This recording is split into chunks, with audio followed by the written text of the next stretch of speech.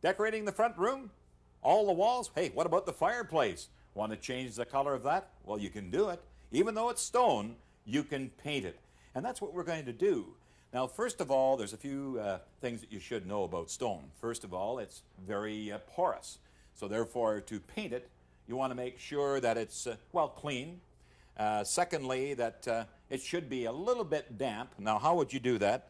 Very simply, use a water sprayer, this a garden sprayer, and wet it down. Now, starting at the bottom, as you can see over here, I've already started. I always like to paint the mortar lines first using a brush. We're using an Aqua Pearl product here, which is acrylic latex, and using a polyester brush, paint all the mortar lines. Use a very heavy nap roller.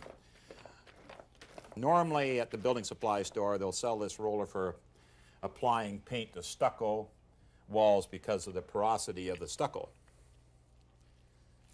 And you want to be able to get down into all the little crevices of the stone, putting a nice coat. 2 hours later, look what we got, a beautiful finished stone fireplace, yes, painted. Painted with an acrylic latex stucco paint. And that's available at your local building supply store and paint stores and hardware stores as well.